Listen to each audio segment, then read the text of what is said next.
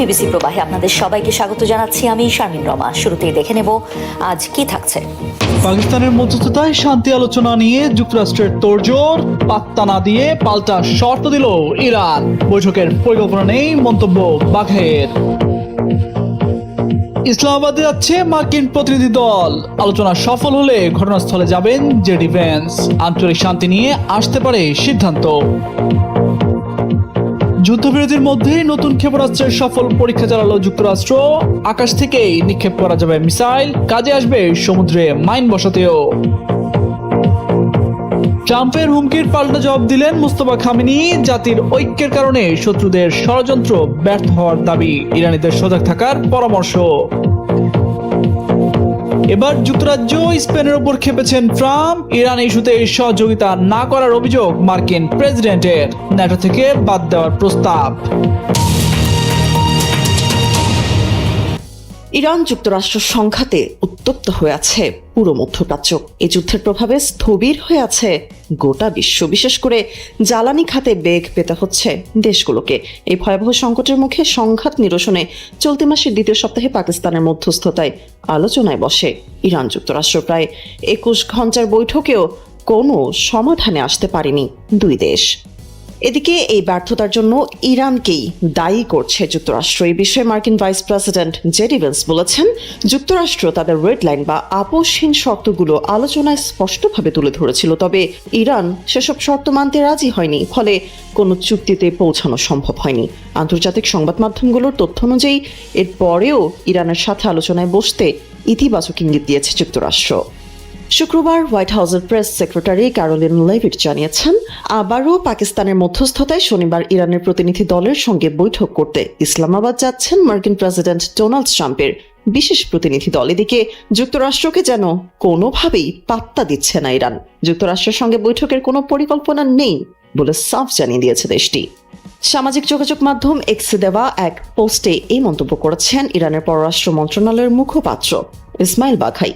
আন্তর্জাতিক সংবাদ সংস্থা দ্য ডনের প্রতিবেদন অনুযায়ী ইসলামাবাদে ইরানের পর্যবেক্ষণ বা বক্তব্যগুলো পাকিস্তানের কাছে পৌঁছে দেওয়া হবে। পোস্টে তিনি আরও লেখেন, ইরানের পররাষ্ট্রমন্ত্রী আব্বাস আরাকচি ইসলামাবাদে পৌঁছেছেন। তিনি পাকিস্তানের উচ্চপদস্থ কর্মকর্তাদের সঙ্গে বৈঠক করবেন। এই বৈঠকটি মূলত যুক্তরাষ্ট্রের চাপিয়ে দেওয়া যুদ্ধ বন্ধ এবং এই অঞ্চলের শান্তি পুনরুদ্ধারে পাকিস্তানের চলমান মধ্যস্থতা ও প্রচেষ্টার অংশ হিসেবে অনুষ্ঠিত হচ্ছে। এদিকে এরই মধ্যে ইরানের পররাষ্ট্রমন্ত্রী আব্বাস আরাকচি পাকিস্তানের ইসলামাবাদে পৌঁছেছেন বলে জানিয়েছে তুরস্কের গণমাধ্যম আনাদুলো এজেন্সি। শুক্রবার রাতে আরাকচি ইসলামাবাদে পৌঁছালে তাকে স্বাগত জানান পাকিস্তানের পররাষ্ট্রমন্ত্রী ইসহাক দার এবং সেনাপ্রধান আসিম মুনির। পাকিস্তানের পররাষ্ট্র মন্ত্রণালয় জানিয়েছে, সফরকালে আরাকচি দেশটির শীর্ষ নেতাদের সঙ্গে বৈঠক করবেন, যেখানে সাম্প্রতিক আঞ্চলিক পরিস্থিতি এবং শান্তি ও স্থিতিশীলতা প্রতিষ্ঠার প্রচেষ্টা নিয়ে আলোচনা হবে বলে জানা গেছে। ইরানের প্রতিনিধি দলের সঙ্গে বৈঠক করতে পাকিস্তান যাচ্ছে মার্কিন প্রেসিডেন্ট ডোনাল্ড ট্রাম্পের বিশেষ দূত স্টিভ উইটকফ ও জারেড কুশনার। শনিবার তারা ইসলামাবাদের উদ্দেশ্যে রওনা দেবেন বলে জানিয়েছে হোয়াইট হাউস। স্থানীয় সময় শুক্রবার হোয়াইট হাউসের প্রেস সেক্রেটারি ক্যারোলিন লেভিট এই খবর নিশ্চিত করেছেন। লেভিট নিশ্চিত করে বলেছেন, আলোচনার উদ্দেশ্যে বিশেষ দূত উইটকফ ও জারেড কুশনার আগামীকাল সকালে আবারও পাকিস্তানের উদ্দেশ্যে রওনা দেবেন। লেভিটের দাবি, ইরানিরা আলোচনা করতে চায়। আলোচনা সফল হলে মার্কিন vice president JD Vance Pakistan সফরের জন্য প্রস্তুত রয়েছেন। এরই মধ্যে শুক্রবার রাতে ইরানের পররাষ্ট্রমন্ত্রী আব্বাস আরাকচির নেতৃত্বে একটি দল পাকিস্তানে পৌঁছেছে। এক বিবৃতিতে পাকিস্তানের পররাষ্ট্র মন্ত্রণালয় জানিয়েছে, ইরানের প্রতিনিধিরা পাকিস্তানে পৌঁছানোর পর দেশটির পররাষ্ট্রমন্ত্রী ইসহাক দার ও সেনাপ্রধান আসিম মুনির সহ দেশটির জ্যেষ্ঠ নেতাদের সঙ্গে বৈঠক করবেন। সেখানে সর্বশেষ আঞ্চলিক পরিস্থিতি এবং আঞ্চলিক অস্থিতিশীলতার চলমান প্রচেষ্টা নিয়ে আলোচনা হবে। এদিকে ইসলামাবাদে যুক্তরাষ্ট্রের সঙ্গে সরাসরি বৈঠকের পরিকল্পনা নেই বলে জানিয়েছে ইরানের পররাষ্ট্র মন্ত্রণালয়ের মুখপাত্র ইসমাইল বাঘাই। সামাজিক যোগাযোগ মাধ্যম এক্সে তিনি লেখেন, ইসলামাবাদে ইরানের পর্যবেক্ষণ বা বক্তব্যগুলো পাকিস্তানের কাছে পৌঁছে দেওয়া হবে। আব্বাস আরাকচি কেবল পাকিস্তানের উচ্চপদস্থ কর্মকর্তাদের সঙ্গেই বৈঠক করবেন। এদিকে এর আগে চলতি মাসে যুক্তরাষ্ট্র ও ইরানের মধ্যে চলমান যুদ্ধ পরিস্থিতি থামানোর জন্য পাকিস্তানের রাজধানী ইসলামাবাদে দুই দেশের উচ্চ পর্যায়ের শান্তি আলোচনা অনুষ্ঠিত হয়েছিল। প্রায় 21 ঘন্টা ধরে চলা এই দীর্ঘ আলোচনার মূল উদ্দেশ্য ছিল দুই দেশের মধ্যে চলমান সংঘাত কমিয়ে একটি স্থায়ী সমাধানের পথে অগ্রসর হওয়া, কিন্তু শেষ পর্যন্ত কোনো সমঝোতা চুক্তিতেই পৌঁছাতে পারেনি দুই দেশ। ইরানের সঙ্গে চলমান উত্তেজনার পটভূমিতে সমুদ্রপথে নিজেদের সামরিক সক্ষমতার শক্ত বার্তা দিল যুক্তরাষ্ট্র।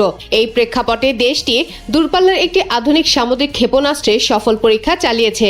শনিবার ইরান ইন্টারন্যাশনালের এক প্রতিবেদনে এ তথ্য জানানো হয়।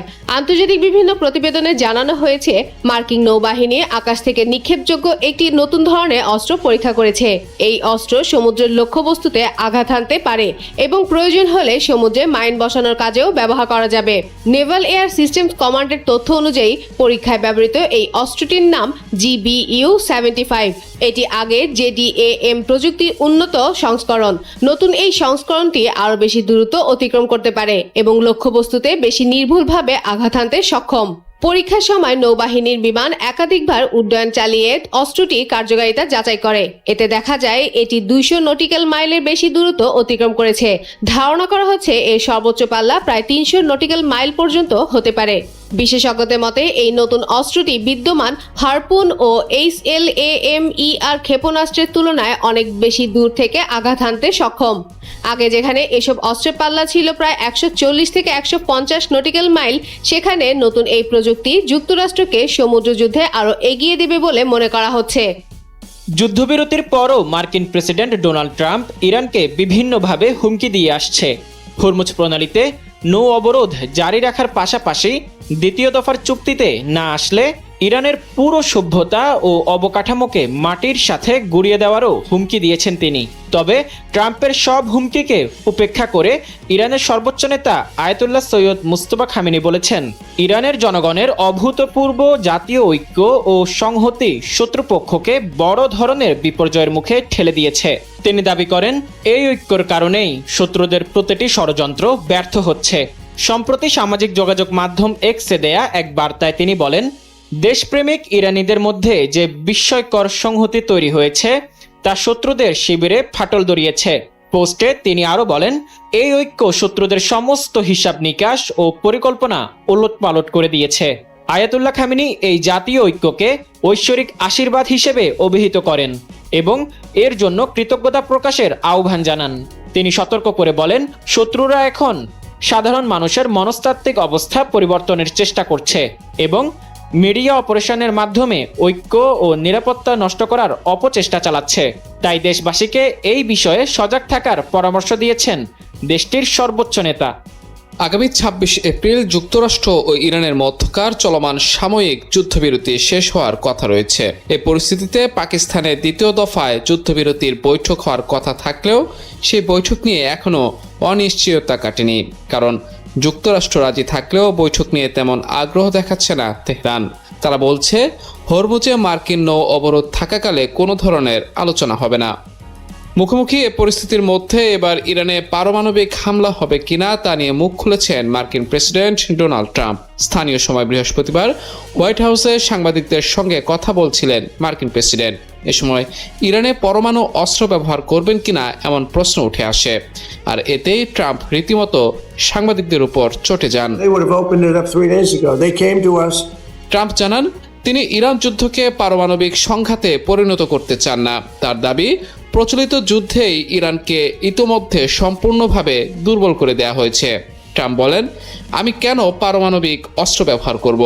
আমরা তা ছাড়াই তাদের ধ্বংস করে দিয়েছি। না, আমি এটা ব্যবহার করব না। পারমাণবিক অস্ত্র কারোরই ব্যবহার করা উচিত নয়। পরে নিজের সোশ্যাল প্ল্যাটফর্ম ট্রুথ সোশ্যালে ট্রাম্প এক পোস্টে আবার হুমকি দেন, বলেন, আমার হাতে দুনিয়ার সময় আছে, কিন্তু ইরানের নেই। তাদের জন্য সময় দ্রুত ফুরিয়ে যাচ্ছে। পোস্টে তিনি আরও দাবি করেন, ইরানের সামরিক শক্তি ধ্বংস হয়ে গেছে, নেতৃত্ব দুর্বল এবং অবরোধ শক্তভাবে কার্যকর রয়েছে এবং পরিস্থিতি আরও খারাপের দিকে যেতে পারে। ট্রাম্পের এমন হুমকির মধ্যে যুক্তরাষ্ট্র আরও একটি বিমানবাহী রণতরী USS জর্জ H.W. বুশ মোতায়েন করেছে। এর ফলে ওই অঞ্চলে যুক্তরাষ্ট্রের বড় যুদ্ধজাহাজের সংখ্যা বেড়ে 3টিতে দাঁড়িয়েছে। মার্কিন সামরিক বাহিনীর সেন্ট্রাল কমান্ড জানিয়েছে, একটি রণতরী লোহিত সাগরে মোতায়েন রয়েছে এবং আরেকটি একই অঞ্চলে অবস্থান করছে। ওয়াশিংটন ও তেহরানের এমন পাল্টাপাল্টি অবস্থানের কারণে মধ্যপ্রাচ্য পরিস্থিতি ক্রমেই আরও জটিল হয়ে উঠছে। এই অবস্থায় যুক্তরাষ্ট্র ঘোষিত সাময়িক যুদ্ধবিরতি শেষ হলে আবারও পূর্ণমাত্রার হামলা শুরু হতে পারে বলে আশঙ্কা করা হচ্ছে। ইরান যুদ্ধের কারণে যুক্তরাষ্ট্রের বিশ্বব্যাপী মজুদ থাকা সামরিক সরঞ্জামের একটি বড় অংশ শেষ হয়ে গেছে। প্রভাবশালী মার্কিন সংবাদ মাধ্যম দ্য নিউ ইয়র্ক টাইমস এর এক প্রতিবেদনে এ তথ্য জানানো হয়েছে। এতে বলা হয়, উদ্ভূত পরিস্থিতিতে এশিয়া ও ইউরোপীয় কমান্ড থেকে সামরিক সরঞ্জাম সরিয়ে মধ্যপ্রাচ্যে পাঠাতে বাধ্য হচ্ছে যুক্তরাষ্ট্রের প্রতিরক্ষা সদর দপ্তর পেন্টাগন। প্রতিবেদনে আরো বলা হয়, ইরান যুদ্ধের ব্যয় নিয়ে কোনো আনুষ্ঠানিক হিসাব দেয়নি হোয়াইট হাউস। তবে দুটি স্বতন্ত্র সংস্থা জানিয়েছে যে ইরান যুদ্ধে প্রতিদিন প্রায় $100 কোটি খরচ হচ্ছে। 40 দিনের যুদ্ধে অন্তত $35 বিলিয়ন খরচ হয়েছে যুক্তরাষ্ট্রের। যুক্তরাষ্ট্রের গুরুত্বপূর্ণ অস্ত্রগুলোর মজুদ আশঙ্কাজনকভাবে কমেছে বলে দাবি নিউ ইয়র্ক টাইমসের। সংবাদপত্রটির হিসাবে ইরান যুদ্ধের কারণে নির্ভুল নিশানায় আঘাতকারী ক্ষেপণাস্ত্র বা প্রিসিশন স্ট্রাইক মিসাইল, ভূমি থেকে উৎক্ষেপণযোগ্য ক্ষেপণাস্ত্র ATACMS এবং প্যাট্রিয়ট ইন্টারসেপ্টর মিসাইলের মজুদ উল্লেখযোগ্য হারে কমেছে। ইরান যুদ্ধে অস্ত্র ব্যবহারের পূর্ণাঙ্গ হিসাব দেয়নি হোয়াইট হাউস এবং পেন্টাগন। তবে সূত্রের বরাত দিয়ে একাধিক প্রতিবেদন অস্ত্রের ব্যবহারের পরিসংখ্যান তুলে ধরেছে আন্তর্জাতিক গণমাধ্যমগুলো। এসব প্রতিবেদনের আলোকে দেখা যাচ্ছে, মার্চ মাসে 850টির বেশি টমাহক মিসাইল ছুড়েছে যুক্তরাষ্ট্র। পাশাপাশি 290টি থার্ড ইন্টারসেপ্টর, 250 SM-3 ইন্টারসেপ্টর, 370টি SM-6 মিসাইল ব্যবহারের তথ্য গণমাধ্যমের প্রতিবেদনে উঠে এসেছে। এছাড়া joint air to surface stand of missile, precision strike missile, M142 high mobility artillery rocket system ব্যবহার করেছে যুক্তরাষ্ট্র। ইরানকে পরাস্ত করতে নতুন ধরনের কামিকাজি ড্রোন এবং কাউন্টার ড্রোন সিস্টেম ব্যবহার করেছে পেন্টাগন। 40 দিনের যুদ্ধে একের পর এক হামলা পরিচালনায় নানা ধরনের যুদ্ধ বিমান ব্যবহার করেছে যুক্তরাষ্ট্র। এই তালিকায় F-35, F-22, F-15E এর মধ্যে কয়েকটি যুদ্ধ বিমান ভূপাতিত করেছে তেহরান। অস্ত্র ভান্ডারের তথ্য সবসময় গোপন রাখে যুক্তরাষ্ট্র। তবে সাম্প্রতিক বিশ্লেষণ ও প্রতিরক্ষা প্রতিবেদন থেকে পাওয়া তথ্যের ভিত্তিতে মার্কিন অস্ত্র ভান্ডারের আনুমানিক চিত্র তুলে ধরেছে একাধিক গণমাধ্যম। এতে বলা হয়েছে, মজুদ থাকা প্রিসিশন স্ট্রাইক মিসাইলের প্রায় 45%, থার্ড ইন্টারসেপ্টর SM-3 ইন্টারসেপ্টর ও প্রায় 50% ইরান যুদ্ধে খরচ করেছে যুক্তরাষ্ট্র। ইরান যুদ্ধে যুক্তরাষ্ট্রের ব্যবহৃত অস্ত্রের তালিকায় শীর্ষে রয়েছে joint air to surface stand of missile. যুদ্ধের আগে মার্কিন অস্ত্র ভান্ডারে 2300টি JASSM থাকলেও সেটি এখন নেমেছে মাত্র 425টিতে। আর প্রায় 1400 প্যাট্রিয়ট মিসাইল ব্যবহারের পর যুক্তরাষ্ট্রের ভান্ডারে আছে মাত্র 900টি। সবচেয়ে উল্লেখযোগ্য দিক হলো, পারমাণবিক অস্ত্রের বড় মজুদ থাকলেও ইরান যুদ্ধে এর ব্যবহার করেনি ওয়াশিংটন। একদিকে যুদ্ধবিরতি, অন্যদিকে নিষেধাজ্ঞার চাপ। মধ্যপ্রাচ্যের উত্তেজনা যখন থামার কোনো ইঙ্গিত দিচ্ছে না, তখনই হঠাৎ সামনে এলো এক নতুন দাবি। ইরানের কোটি কোটি ডলারের ডিজিটাল সম্পদ জব্দ করেছে যুক্তরাষ্ট্র। আর এই অর্থ কোথায় যাচ্ছে, কার নিয়ন্ত্রণে ছিল, তা ঘিরেই শুরু হয়েছে নতুন বিতর্ক। কিন্তু প্রশ্ন হলো, এটা কি সত্যিই ইরানের অর্থনৈতিক মেরুদণ্ডে বড় ধাক্কা, নাকি কেবল চলমান চাপের আরেকটি অধ্যায়? CNN এর এক প্রতিবেদনে বলা হয়, ইরানের 34 কোটি 40 লাখ ডলারের ক্রিপ্টোকারেন্সি জব্দ করেছে ট্রাম্প প্রশাসন। যুক্তরাষ্ট্রের অর্থমন্ত্রী স্কট বেসেন্ট বলেন, ইরানের সঙ্গে সম্পৃক্ত একাধিক ডিজিটাল ওয়ালেটের ওপর নিষেধাজ্ঞা আরোপ হয়েছে। তেহরান মরিয়া হয়ে দেশের বাইরে যে অর্থ পাচারের চেষ্টা করছে, আমরা তার উৎস অনুসরণ করব এবং এই শাসনের সঙ্গে যুক্ত সব ধরনের আর্থিক লেনদেনের পথ বন্ধ করে দেব। চলমান যুদ্ধ বন্ধে কূটনৈতিক প্রচেষ্টা বারবার থমকে যাওয়ার পাশাপাশি বিশ্ব অর্থনীতি যখন এর প্রভাবের চাপের মুখে, ঠিক সেই সময়ে নতুন পদক্ষেপ নিল ওয়াশিংটন। ভঙ্গুর যুদ্ধবিরতির মধ্যেই ইরানের ওপর অর্থনৈতিক চাপ আরও বাড়ানোর কৌশল নিচ্ছে ট্রাম্প প্রশাসন। তবে বিপুল অঙ্কের এই অর্থ জব্দের ফলে তেহরানের অবস্থান বা যুদ্ধ ও আলোচনার গতিপথে আদৌ কোনো পরিবর্তন আসবে কিনা তা এখনও অনিশ্চিত। এক মার্কিন কর্মকর্তা CNN-কে জানিয়েছেন, জব্দ করা ক্রিপ্টোকারেন্সির সঙ্গে ইরানের সরাসরি সম্পর্ক রয়েছে। তার ভাষ্য অনুযায়ী, ব্লকচেইন বিশ্লেষকদের সহায়তায় ইরানি শাসনের সঙ্গে এই সম্পদের যোগসূত্রের প্রমাণ পেয়েছে মার্কিন সরকার। তবে এই ওয়ালেটগুলো যে ইরানেরই ছিল তা CNN এর পক্ষে যাচাই করা সম্ভব হয়নি। ওই মার্কিন কর্মকর্তা আরো বলেন, ক্রমবর্ধমান নিষেধাজ্ঞার চাপের মধ্যে আন্তর্জাতিক বাণিজ্য সচল রাখা এবং স্থানীয় মুদ্রা রিয়ালের মান স্থিতিশীল রাখার চেষ্টা করছে ইরান। এজন্য ডিজিটাল সম্পদ ব্যবহার করে জটিল পদ্ধতির আশ্রয় নিচ্ছে দেশটির কেন্দ্রীয় ব্যাংক। ইরান, রাশিয়া ও উত্তর কোরিয়ার মতো দেশগুলো ক্রমেই ক্রিপ্টোকারেন্সির দিকে ঝুঁকছে রাজস্ব সংগ্রহ ও আন্তর্জাতিক নিষেধাজ্ঞা এড়ানোর উপায় হিসেবে। কারণ প্রচলিত ব্যাংকিং ব্যবস্থার তুলনায় ক্রিপ্টো লেনদেন নিয়ন্ত্রণ করা তুলনামূলকভাবে কঠিন। ক্রিপ্টো বিশ্লেষণী প্রতিষ্ঠান চেইন অ্যানালিসিসের তথ্য অনুযায়ী 2025 সালে ইরানের ক্রিপ্টোকারেন্সি হোল্ডিং এর পরিমাণ দাঁড়িয়েছে প্রায় $7.8 বিলিয়ন, যা 2024 সালের তুলনায় উল্লেখযোগ্যভাবে বেশি। আটলান্টিক কাউন্সিলের সিনিয়র ফেলো ড্যানিয়েল টেনেনবাম বলেন, এই সম্পদ জব্দ করার বিষয়টি তাৎপর্যপূর্ণ, তবে ইরান আগে থেকেই ব্যাপক নিষেধাজ্ঞার মধ্যে থাকায় এটি বর্তমান সংঘাতের ধরনে খুব বড় পরিবর্তন আনবে না। দশকের পর দশক ধরে নিষেধাজ্ঞার মধ্যে থাকায় ইরানের সঙ্গে মানিয়ে নেওয়ার কৌশল রপ্ত করেছে। ইরানকে চাপে ফেলতে হলে চীন সহ যে তৃতীয় পক্ষগুলো তেহরানকে সহায়তা করছে, লক্ষ্যবস্তু করতে হবে তাদেরকেও। এরই ধারাবাহিকতায় 24 এপ্রিল চীনের একটি স্বতন্ত্র তেল শোধনাগারের ওপর নিষেধাজ্ঞা আরোপ করেছে মার্কিন অর্থ মন্ত্রণালয়। প্রতিষ্ঠানটি ইরান থেকে $100 কোটি তেল আমদানির দায়ে অভিযুক্ত। টেনেনবাম বলেন, বছরের পর বছর ধরে ইরান ক্রিপ্টোকারেন্সি ব্যবহার করছে। যারা মার্কিন ব্যাংকিং ব্যবস্থার বাইরে থাকতে চায় তাদের সঙ্গেই ইরান এই লেনদেন করে। বর্তমান পরিস্থিতিতে অস্ত্র ও সামরিক সহায়তা নিশ্চিত করতে ইরান যে কোনো উপায়ে অর্থ সংগ্রহের চেষ্টা চালাচ্ছে।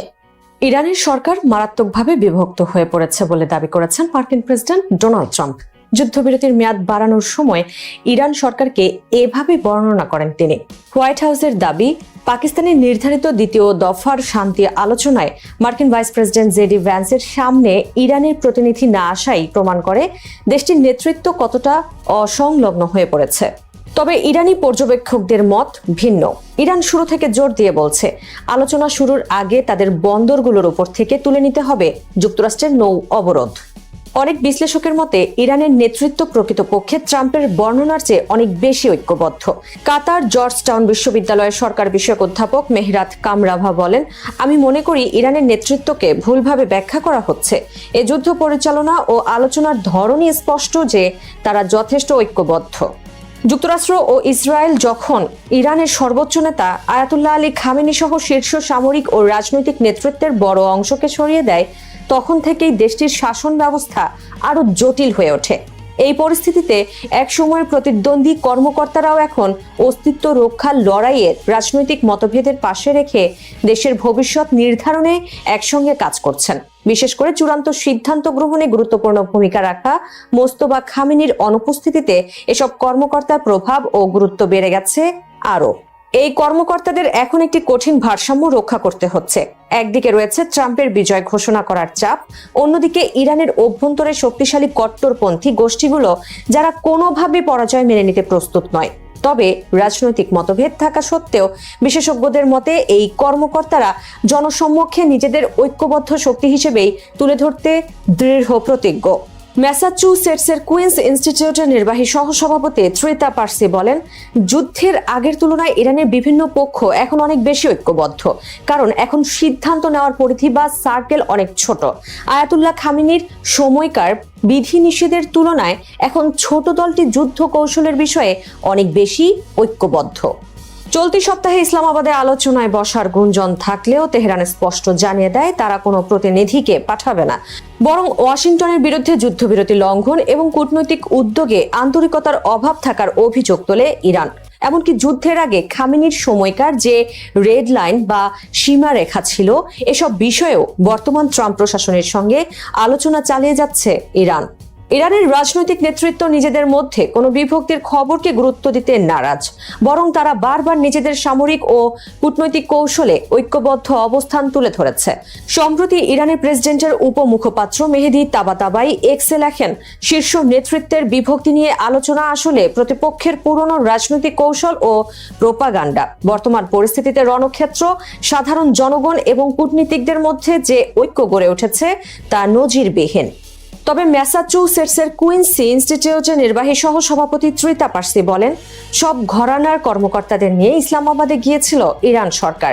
সেটা মূলত সুপরিকল্পিত ঐক্যের মহড়া। ইরানি নেতৃত্বে মতভেদ অবশ্যই আছে, কিন্তু উভয় পক্ষ চুক্তিতে না পৌঁছানোর পেছনে রয়েছে ট্রাম্পের বিভ্রান্তিকর বার্তা। এটাকে ইরানের নেতৃত্বের বিভক্তি বলা বাস্তবতা বর্জিত। German Institute for International and Security অ্যাফেয়ার্সের হামিদ রেজা আজিজি বলেন, পুরো ব্যবস্থা এখন ভিন্নভাবে চলছে।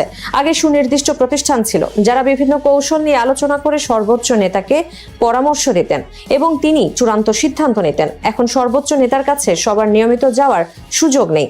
এর অর্থ হলো যুদ্ধ বা শান্তির মতো বড় বিষয়ে ইরানি কর্মকর্তাদের হাতে এখন সিদ্ধান্ত নেওয়ার ক্ষমতা বা সুযোগ অনেক বেশি। যুক্তরাষ্ট্র ও ইরানের মধ্যে উত্তেজনা যখন চরমে, ঠিক তখনই ট্রুথ সোশ্যালে প্রেসিডেন্ট ডোনাল্ড ট্রাম্পের একটি পোস্ট যা নতুন করে জন্ম দেয় আলোচনার। ওই পোস্টে ইরান অভিযানের সিদ্ধান্ত স্থগিত রাখার কৃতিত্ব তিনি পাকিস্তানের প্রধানমন্ত্রী শাহবাজ শরীফ ও সেনাপ্রধান আসিম মুনিরকে দেন। এমনকি আসিম মুনিরকে তিনি মাই ফেভারিট ফিল্ড মার্শাল বলেও উল্লেখ করেন। এখন প্রশ্ন উঠছে, একজন পাকিস্তানি সেনাপ্রধান কিভাবে বিশ্ব রাজনীতির এমন এক সংকটময় মুহূর্তে প্রধান মধ্যস্থতাকারী হয়ে উঠলেন? আর এর পেছনে ভারতে পাকিস্তানের 4 দিনের সংঘাত কোনো ভূমিকা রেখেছে কিনা তা নিয়েও শুরু হয়েছে জোর আলোচনা। ঘটনার সূত্রপাত 2025 সালের এপ্রিলে কাশ্মীরের পাহেলগামে পর্যটন হত্যাকে কেন্দ্র করে সে বছরের মে মাসে মুখোমুখি হয় দুই পারমাণবিক শক্তিধর ভারত ও পাকিস্তান। 5+ স্টার রেটিং প্রাপ্ত দেশের সর্বোচ্চ বিদ্যুৎ সাশ্রয়ী ওয়ালটন এসি স্মার্ট কমফোর্ট এখন নেক্সট লেভেলে। পাল্টাপাল্টি ড্রোন ও ক্ষেপণাস্ত্র হামলায় দক্ষিণ এশিয়া কার্যত যুদ্ধের দ্বার প্রান্তে পৌঁছে যায়। তবে মাত্র 4 দিনের মধ্যেই ওয়াশিংটনের হস্তক্ষেপে থেমে যায় এই সংঘাত। কিন্তু এই স্বল্প সময়ের যুদ্ধই পাকিস্তানের অভ্যন্তরীণ রাজনীতির সমীকরণ পাল্টে দেয়। এই সময়ে নিজের সামরিক ও কৌশলগত সক্ষমতার প্রদর্শন করেন সেনাপ্রধান আসিম মুনির। এরই স্বীকৃতি হিসেবে আইয়ুব খানের পর পাকিস্তানের দ্বিতীয় ব্যক্তি হিসেবে ফিল্ড মার্শাল পদবি অর্জন করেন তিনি। ভারতের সঙ্গে 4 দিনের সংঘাতের পরই আন্তর্জাতিক অঙ্গনে দ্রুত উত্থান ঘটে পাকিস্তানের সেনাপ্রধান আসিম মুনিরের। খুব অল্প সময়ের মধ্যেই তিনি কেবল আঞ্চলিক নয়, বৈশ্বিক কৌশলগত আলোচনায় হয়ে ওঠেন গুরুত্বপূর্ণ মুখ। হোয়াইট হাউসে প্রেসিডেন্ট ডোনাল্ড ট্রাম্পের সঙ্গে তার একান্ত বৈঠকটি ছিল নজিরবিহীন, যেখানে কোনো বেসামরিক নেতার উপস্থিতি ছিল না। এই বৈঠকের পর ট্রাম্পের চোখে তিনি একজন কার্যকর ও দৃঢ় সামরিক নেতৃত্ব হিসেবে জায়গা করে নেন। অন্যদিকে সৌদি আরবের সঙ্গে প্রতিরক্ষা সহযোগিতা চুক্তি সইয়ের মাধ্যমে আসিম মুনির নিজেকে কেবল পাকিস্তানের সেনাপ্রধান হিসেবেই নয়, বরং মধ্যপ্রাচ্য ও দক্ষিণ এশিয়ার বিস্তৃত ভূ রাজনীতিতে এক প্রভাবশালী সামরিক ব্যক্তিত্ব হিসেবে প্রতিষ্ঠিত করেন। কিন্তু এই উত্থানের উল্টো দিক রয়েছে। দেশের ভেতরে আসিম মুনির যখন ক্ষমতার চূড়ায়, তখনই বিরোধী শক্তির উপর দমন পীড়নের অভিযোগ জোরালো হয়েছে। পাশাপাশি সংবিধানের 27তম সংশোধনের মাধ্যমে নিজের অবস্থান আরও শক্তিশালী ও কার্যত একচ্ছত্র করে তুলেছেন তিনি। এই সংশোধনীর আওতায় চিফ অব ডিফেন্স ফোর্সেস বা সিডিএফ নামে নতুন এক পদ সৃষ্টি করা হয়েছে, যা তাকে দীর্ঘমেয়াদী ক্ষমতায় থাকার সুযোগ দিচ্ছে। একই সঙ্গে এই পদ তাকে কার্যত আইনি জবাবদিহি থেকে সুরক্ষা এবং 2030 সাল পর্যন্ত দায়িত্ব পালনের বৈধতা এনে দিয়েছে। বিশ্লেষকদের মতে বর্তমান বাস্তবতায় পাকিস্তানে একজন প্রধানমন্ত্রীকে সরানো যতটা সহজ, আসিম মুনিরকে সরানো ততটাই কঠিন। 2026 সালের শুরুতে ইসরায়েল ও যুক্তরাষ্ট্রের সঙ্গে ইরানের যুদ্ধ শুরু হলে কঠিন এক ভারসাম্যের পরীক্ষায় পড়েন আসিম মুনির। একদিকে ঘনিষ্ঠ মিত্র সৌদি আরব ও যুক্তরাষ্ট্র, অন্যদিকে প্রতিবেশী ইরান। এই দুই বিপরীত মেরুর মধ্যে অবস্থান নিতে গিয়ে তিনি বেছে নেন কূটনীতির পথ। মার্কিন ভাইস প্রেসিডেন্ট জেডি ভ্যান্সের সঙ্গে সরাসরি যোগাযোগ থেকে শুরু করে তেহরান সফর, সব মিলিয়ে ধীরে ধীরে আলোচনার কেন্দ্রবিন্দুতে পরিণত হয় ইসলামাবাদ। এই প্রক্রিয়ায় ইরানের কাছেও গ্রহণযোগ্যতা তৈরি করেন মুনির, কারণ তেহরানও উপলব্ধি করে আসিম মুনির এমন একজন ব্যক্তি যিনি সরাসরি ওভাল অফিস পর্যন্ত প্রভাব বিস্তার করে কথা বলার সক্ষমতা রাখেন। ভারতের সঙ্গে সংক্ষিপ্ত যুদ্ধ এবং মধ্যপ্রাচ্যের দীর্ঘস্থায়ী সংকট, এই দুই প্রেক্ষাপটে আসিম মুনিরকে একজন সেনাপ্রধানের গণ্ডি পেরিয়ে বৈশ্বিক রাজনীতির প্রভাবশালী মধ্যস্থতাকারীতে পরিণত করেছে। তবে এখানেই শেষ নয় গল্প। আন্তর্জাতিক অঙ্গনে ফিল্ড মার্শাল ইমেজ যতই শক্তিশালী হোক, দেশের ভেতরের বাস্তবতা তুলনামূলকভাবে জটিল। এখন প্রশ্ন থেকেই যায়, এই কেন্দ্রীভূত ক্ষমতা কি পাকিস্তানের ভঙ্গুর গণতন্ত্রকে আরো দুর্বল করছে? বিশ্লেষকদের মতে এক ব্যক্তির হাতে অতিরিক্ত ক্ষমতা স্বল্প মেয়াদে স্থিতিশীলতা আনতে পারে, কিন্তু দীর্ঘমেয়াদে তার রাজনৈতিক ভারসাম্য নষ্ট করে দিতে পারে। ফলে আসিম মুনিরের উত্থান যেমন আন্তর্জাতিকভাবে কৌশলগত সাফল্যের প্রতীক, তেমনি দেশের ভেতরে এটি গণতন্ত্রের ভবিষ্যৎ নিয়ে তৈরি করেছে নতুন উদ্বেগও। আলোচনার জন্য পাকিস্তানের রাজধানী ইসলামাবাদে পৌঁছেছেন ইরানের পররাষ্ট্রমন্ত্রী আব্বাস আরাকচি। আল জাজিরার এক প্রতিবেদনে বলা হয়, 24 এপ্রিল রাতে ইসলামাবাদে পৌঁছান তিনি। পাকিস্তানের এক কর্মকর্তা আল জাজিরাকে বলেন, যুক্তরাষ্ট্র ও ইরানের মধ্যে উত্তেজনা বৃদ্ধি এবং হরমুজ প্রণালী নিয়ে টানাপোড়েন অবসানে দুই পক্ষের মধ্যে বড় ধরনের সমঝোতা হওয়ার বড় সম্ভাবনা রয়েছে। ইরানের সঙ্গে শান্তি আলোচনার জন্য মার্কিন প্রেসিডেন্ট ডোনাল্ড ট্রাম্পের বিশেষ দূত স্টিভ উইটকফ ও ট্রাম্পের জামাতা জ্যারেড কুশনার 25 এপ্রিল পাকিস্তানে পৌঁছানোর কথা রয়েছে বলে জানিয়েছে হোয়াইট হাউস। সেখানে ইরানের পররাষ্ট্রমন্ত্রী আব্বাস আরাকচির সঙ্গে আলোচনা করতে পারেন তারা। হোয়াইট হাউসের প্রেস সেক্রেটারি ক্যারোলিন লেভিট জানান, আলোচনা করতে আগ্রহী ইরান। আলোচনা আগালে পাকিস্তানে যাওয়ার জন্য প্রস্তুত রয়েছেন মার্কিন ভাইস প্রেসিডেন্ট জেডি ভ্যান্সও। এই আলোচনা নিয়ে বার্তা সংস্থা রয়টার্সকে মার্কিন প্রেসিডেন্ট ডোনাল্ড ট্রাম্প জানান, যুক্তরাষ্ট্রের দাবি পূরণ হয় এমন প্রস্তাব দেওয়ার পরিকল্পনা করছে তেহরান। রয়টার্সকে ট্রাম্প বলেন, ইরান যে প্রস্তাব দিচ্ছে সেটি খতিয়ে দেখা হবে। প্রস্তাবটি ঠিক কি হবে তা এখনো জানেন না তিনি। তবে ট্রাম্প শুরু থেকেই বলে আসছেন যে কোনো চুক্তিতে ইরানকে অবশ্যই তাদের সমৃদ্ধ ইউরেনিয়াম ত্যাগ করতে হবে এবং হরমুজ প্রণালী দিয়ে অবাধে তেলবাহী জাহাজ চলাচলের অনুমতি দিতে হবে। আল জাজিরার এক প্রতিবেদনে বলা হয়, ইসলামাবাদে যুক্তরাষ্ট্রের সঙ্গে ইরানের কোনো বৈঠকের পরিকল্পনা নেই। সামাজিক যোগাযোগ মাধ্যম এক্সে দেওয়া এক পোস্টে এই মন্তব্য করেন ইরানের পররাষ্ট্র মন্ত্রণালয়ের মুখপাত্র ইসমাইল বাঘাই। তিনি লেখেন, ইসলামাবাদে ইরানের পর্যবেক্ষণ বা বক্তব্যগুলো পাকিস্তানের কাছে পৌঁছে দেওয়া হবে।